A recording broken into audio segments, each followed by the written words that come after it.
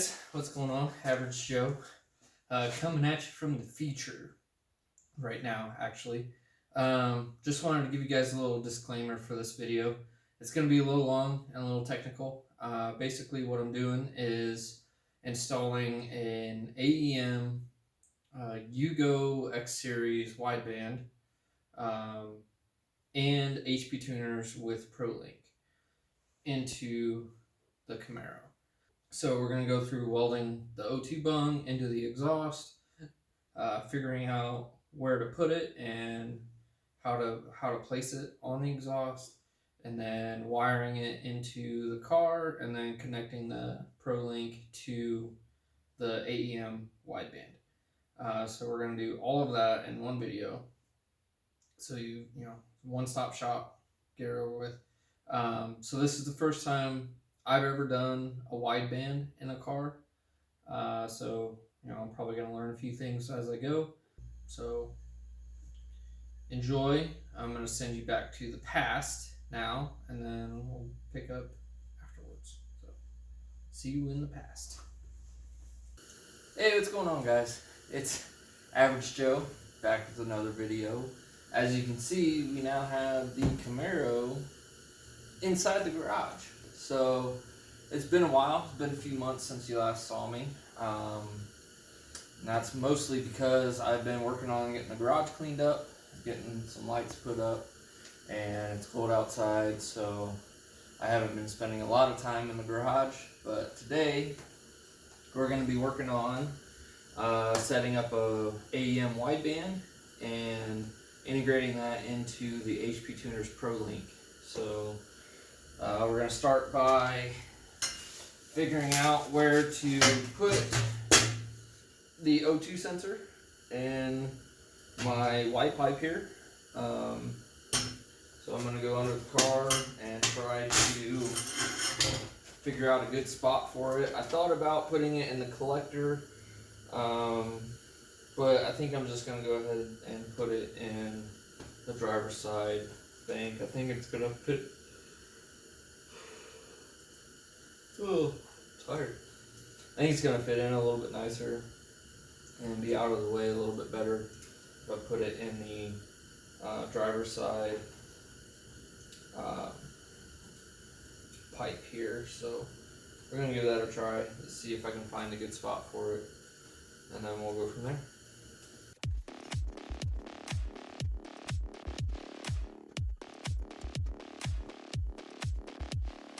So what I'm looking for here is a nice spot that's going to allow me to put the angle in it that I need without being in the way of something, like hitting a cross member or the drive shaft or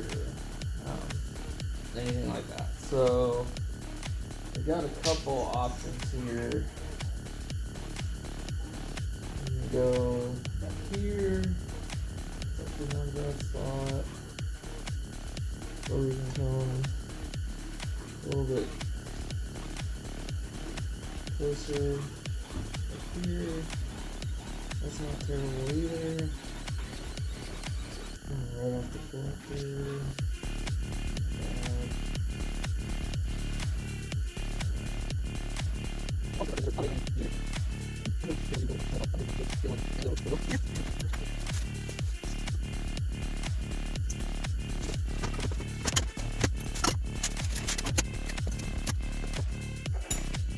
Okay, so got my mark right here. Go ahead and put a center punch in that.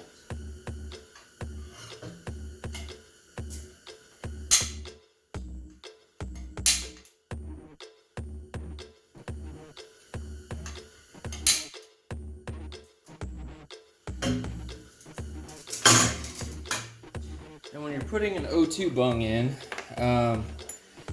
you want to make sure that you have it at an upward angle. This will allow any moisture condensation that builds up inside the exhaust to drain out of the end of the sensor.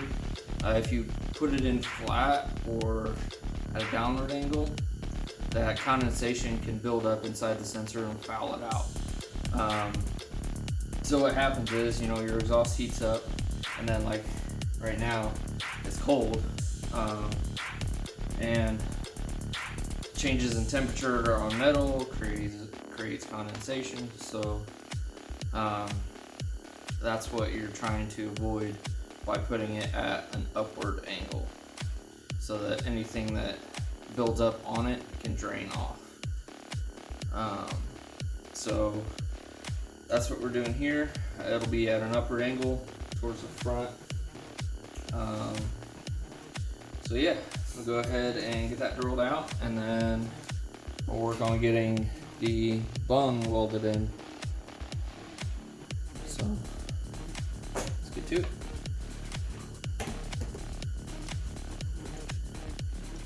I'm going to start with a small step drill, and then we'll work up to the 7/8 that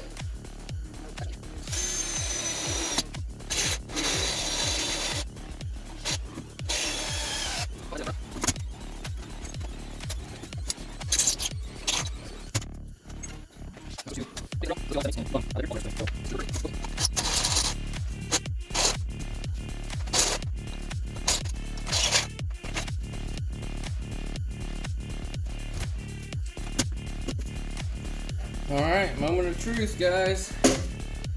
So the bung should, fit perfectly. Alright, that's what I want to see. So now I can go ahead and weld that in. I think we'll do that outside.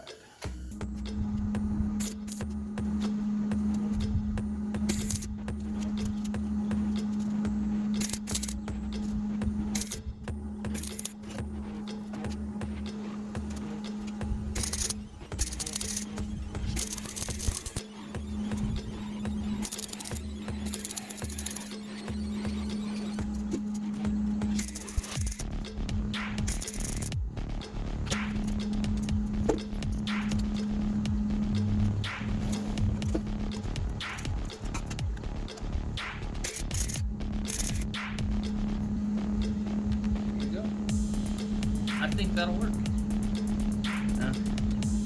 Definitely not the best welds I've ever seen, but it's not terrible.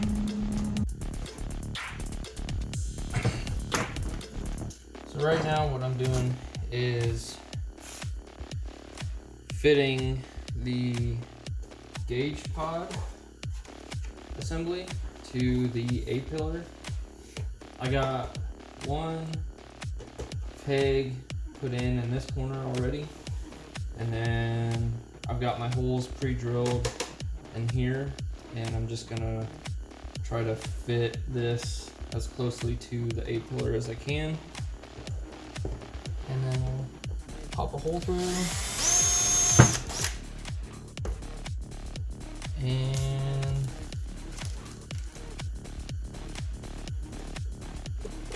put a peg in. And then we'll do the very end.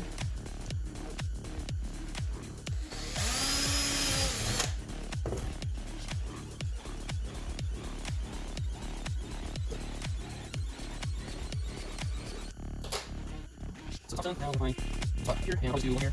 Yep.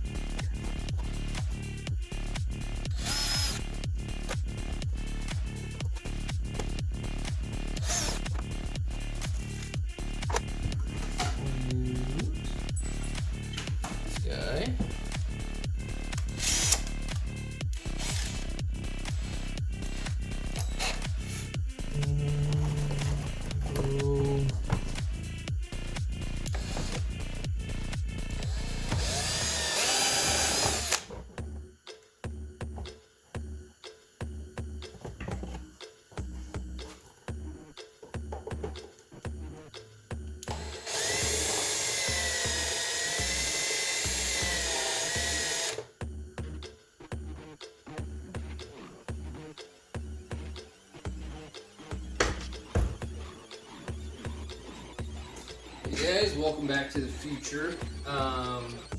So before we go ahead and put this back in the car, a couple things that I wanted to try and fix. The Y pipe to the axle back is just this 3-inch section and another 3-inch section, and they're just like butted up to each other. They don't really like connect, and the only thing holding them together was this thin stainless band clamp. And you guys probably can't see it, but there's a lot of like deformation in the clamp from the pieces, you know, moving around against each other. So what I wanted to do was try to stiffen that up and support it, and then allow me to actually tighten the exhaust so that it's not hanging so low. So what I did is I took a 3-inch coupler and then I saw cut it, split it right down the middle there. So now it can expand and contract. So now that can go on there, and then when I put the clamp over it, it'll cinch down tight. So it'll actually hold the exhaust, and then the other end will be right there, and it'll actually hold it tight. Now with that dimple in here, I think I'm gonna have to go ahead and cut a chunk off of this just to allow for that width there, because when it's up in there the way I want it to be, it's almost like a straight shot, you know, almost completely butted up to the other section. So I need to cut out at least that much. It's probably about 1/2 inch to 3/4 inch. So I'll sawzall that off, and then I'll be able to put this all back in the car. We got the bung welded in at, you know, roughly 10 degrees or whatever. It's an upward angle, like I said before, to allow any condensation that builds up inside the exhaust after you shut the car down to drain off of your wideband sensor, so that you don't prematurely foul it out. And then when we go to run the wires, what I ended up deciding to do is just using the pre-existing hole that was already cut in my bell housing, or my trans tunnel. So previous owner cut that in there. So instead of trying to run a wire up to the firewall and then figure out a spot to go through the firewall, we're just going to utilize that. So I cut a hole in the tape. You can't see it right now, but there's a hole in there, and I'll just feed my wires through that and then up, and it'll be behind the carpet, so I won't have to worry about the gas pedal or anything. And then I can come up to the pillar and all that. And I'll probably use that hole for my exhaust cutout as well, whenever I decide to do that, which hopefully is going to be soon. Anyway, so yeah, we'll use that hole, and then we'll tuck the wiring up out of the way so it's not a problem. Yeah, so that's about it. So I'm probably not going to be doing any actual work tonight, but we'll get at it tomorrow, I think. And then for my power wire for the wideband, I just used, or I'm going to use one of these ADA circuits. So it allows you to keep your original fuse for the original circuit, and then it adds a second circuit with a separate fuse, and that plugs in nicely right there where it belongs, and then I can run my wire out the back there, and the panel goes on still nicely.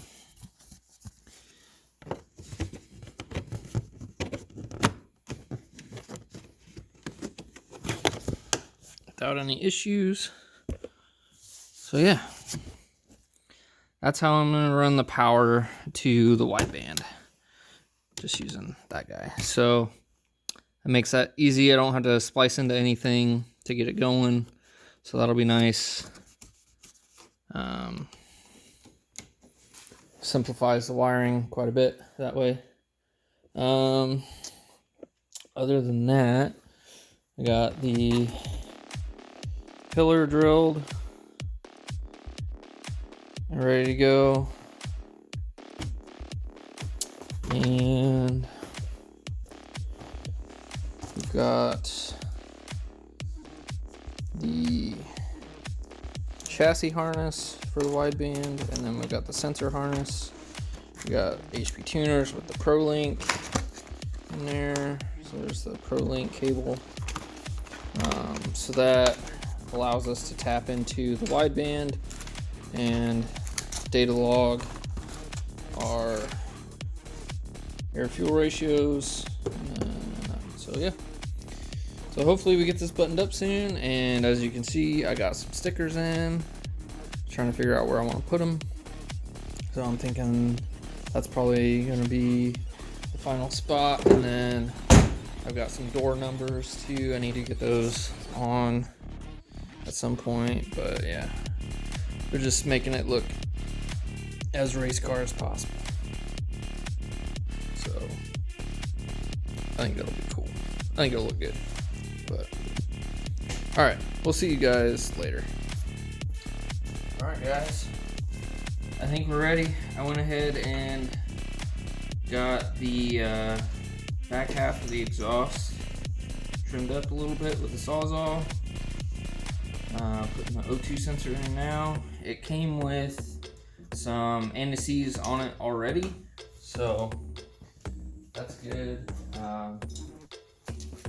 If you're using a used one, you know, like you bought it off of somebody or something, and you're putting it on your car, I would recommend adding some anti-seize just to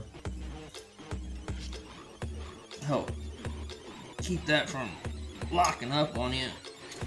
If you ever need to replace it, you know, just make it that much easier to get back out. So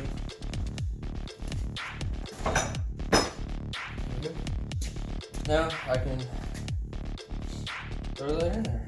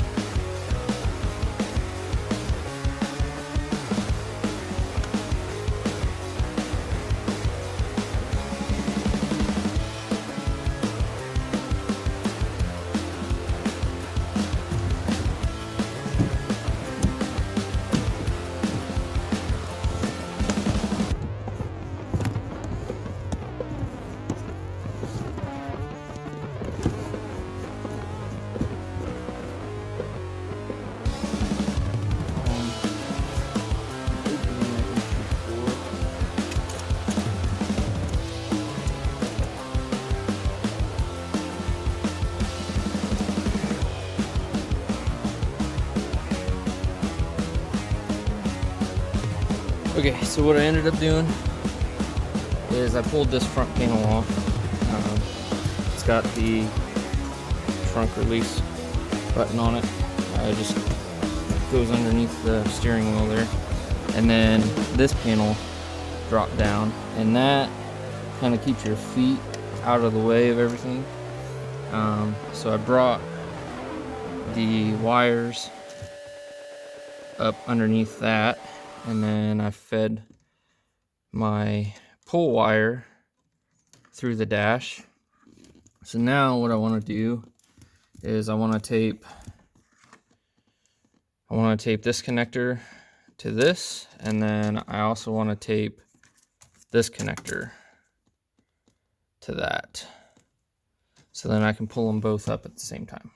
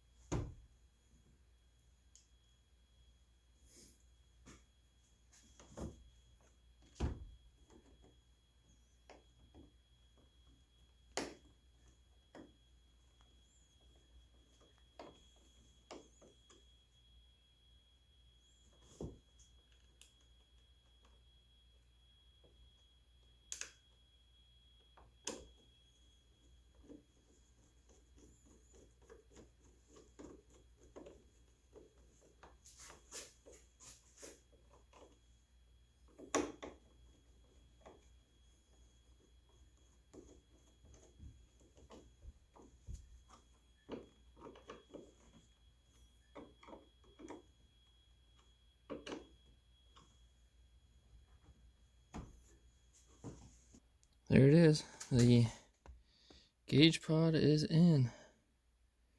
So I got 2 more openings.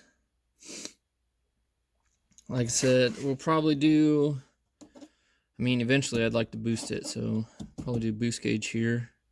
And I'd like to do E85, so we'll probably do a E85 content sensor right there. And then we got our AFR down there.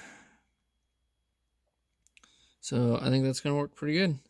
So all that's really left is we got to wire up the power wire.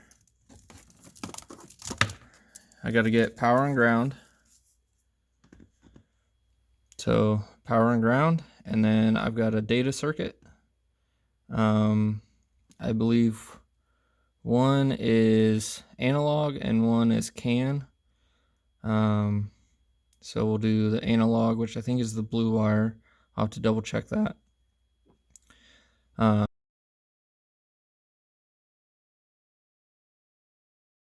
So that'll go into the HP Tuners ProLink, And then the ProLink cable just needs to be wired up to analog, and I think power and ground on that as well. Yep, so the HP Tuners ProLink cable also gets power and ground, and then you've got your analog input, and then I think there's a CAN high and CAN low. So I'll have to double check which ones are which on that as well. And then the wideband install should be complete after that. So we're getting close. Turns out I was mistaken earlier. Okay, so coming off the wideband, we have a power and ground. So power, ground, and then the white is our analog output. And then on the ProLink, it has a ground. So I tied those together. So we'll ground that to the chassis. And then red is your analog 1 input.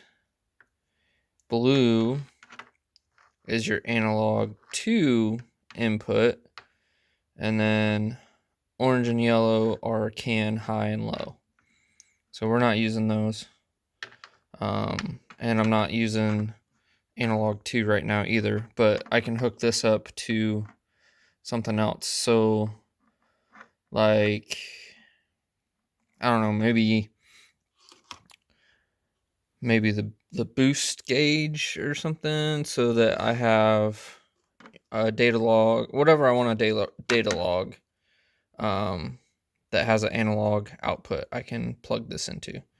And then I can set that up in HP Tuners to record and all that fun stuff. So yeah.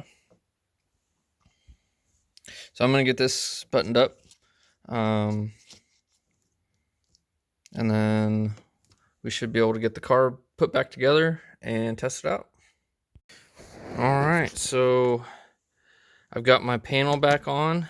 Everything's tucked up nice and tight in there. I just coiled up all the extra wire so that it's sitting inside there.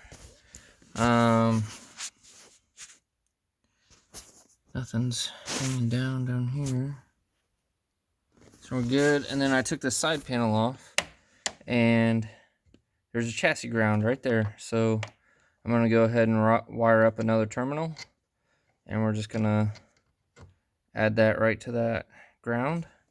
And then we'll be able to plug our out of circuit back in, and we'll be done. So yeah, let's get that ground wired up, and we'll go from there. All right, guys. So to get the HP tuners to fit in there properly with the ProLink plugged in, I actually had to flip my OBD2 port. So it had it upside down. Like when I went to plug the HP tuners in, it was upside down. So the plug for the ProLink was over here. And if I would have trimmed this section out to get it to plug in, that puts that like in the footwell, you know, so like getting in and out, I'd run the risk of kicking it. So I wanted to keep this without changing that. So when I get in and out, I don't, you know, I can try to avoid kicking my tuner. But that ran another issue because there was a piece here that was in the way. So I just took a hacksaw and just cut that out, top and bottom. So that lets me plug that in from the passenger side without any trouble. So, all right, well, I mean, that's it. Like, it's all back together. The dash is together. Gauge pod's in. Everything's plugged up. Everything's tucked away. So all that's left now is just turn it on and see what happens. Okay, guys. It's the next day, and we're ready to test out this wideband gauge.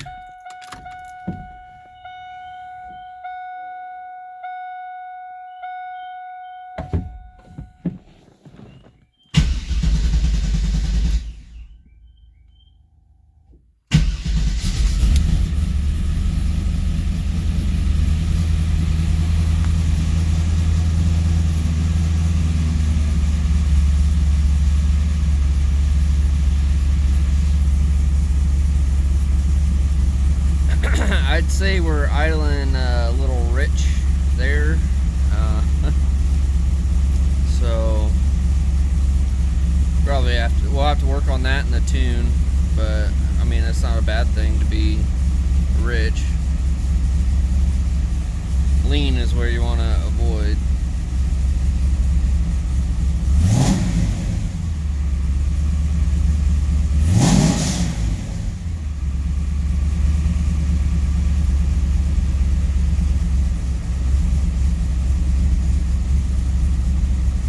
Cool. Well, everything works, so that's good.